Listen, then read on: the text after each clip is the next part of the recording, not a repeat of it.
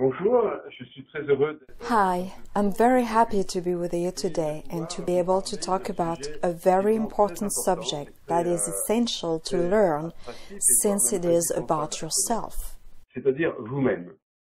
I have nothing new to tell you or teach you that you already know.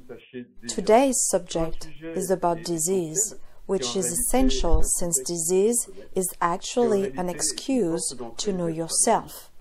It's a doorway to self. Disease will be like a friend, like our best friend who would come and talk about ourselves. Of course, this supposition may be shocking, arrogant, and disturbing. I'm aware this may trigger some reactions. And though, where does disease take place? Does it take place next to us, in a drawer, on a computer, on a piece of paper? No, disease is in our body, for the moment being. In your stomach if you suffer from an ulcer, in your bladder if you have cystitis, in your brain if you have headaches. It is indeed inside of you. So it means going inside of you to meet the disease, to meet yourself, thanks to it, thanks to its language. It is as if your body was an alphabet, and our unconscious uses this alphabet to communicate with us. Of course, many people have already had this intuition, and what I'm presenting today is known. It is more or less officially recognized by the latest scientific discoveries in neurology and psychology, which establish connections between the brain, the psyche, the hormonal and nervous systems, to name few of the connections made in psychology and biology. Now, what is it that biodecoding brings in the understanding of disease? It brings a biological perception which enables us to get quickly to the origin of the symptom. Not through psychology, not through psychoanalysis or symbolism or other teachings which are based on the outside. Biodecoding relies on the inside, on how I work. What's the purpose of my stomach, of my lungs, or my skin? Biodecoding is based on the physiology of the human body, on the function of the organ. A very specific way of listening allows to quickly target the cause and the purpose of the symptoms, any of them, in a concrete and practical way. The primary purpose of biodecoding is to be practical and concrete. The theory behind it comes after. If I have a toothache, my goal is to stop the pain. If I have a tumor, my goal is to heal quickly in a simple manner without having to learn a bunch of things. I just need to learn one thing, simply learn how to communicate with myself. What is the tool I should use to communicate with what is already trying to contact me through my symptom?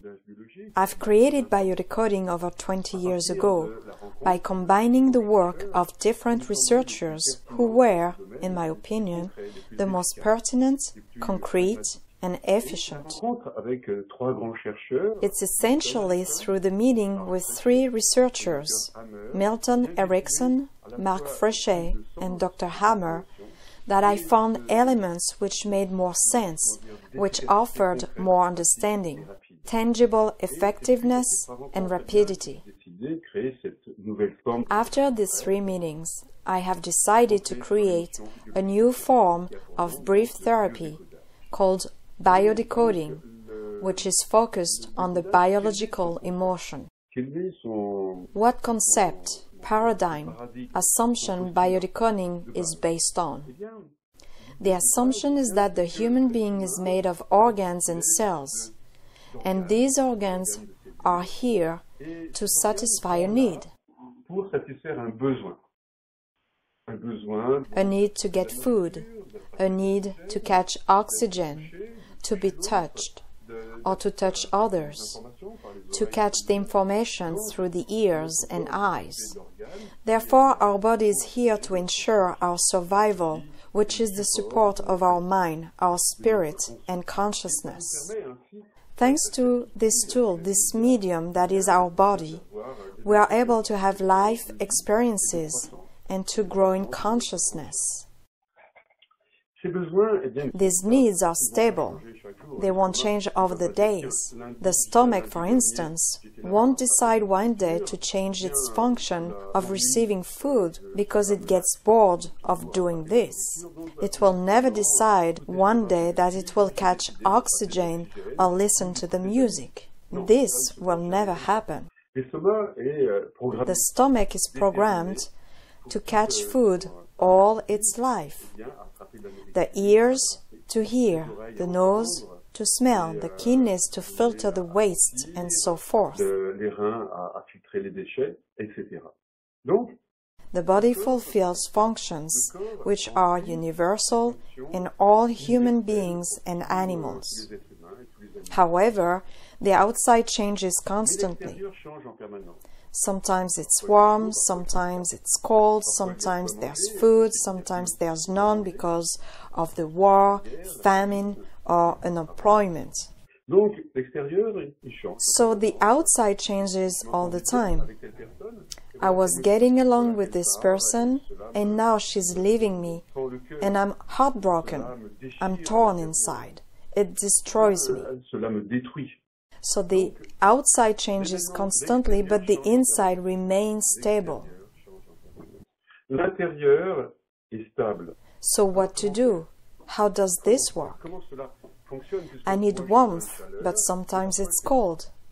I need food, but sometimes it's famine.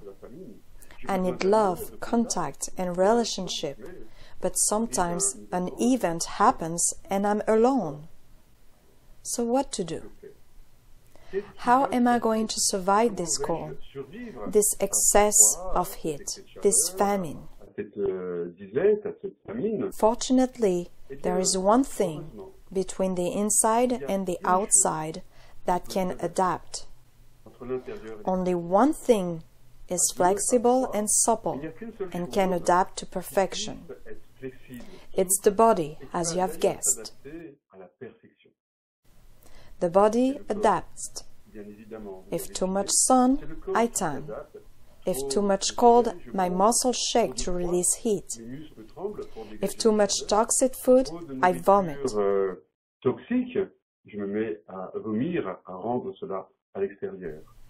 The symptoms like nausea, shaking, or tanning are adapted reactions to a moment that has already passed. Well, all the diseases follow precisely the same pattern, the same structure. That's what I offer you to discover during our online and on-site events organized by the Biodecoding Institute. During our meetings, you will find more information, more ways of reading illness, and you will be able to ask questions to keep yourself informed and satisfied in order to keep growing together and widening our scope of consciousness thanks to this magical space of life that is relationship. Thank you for your attention.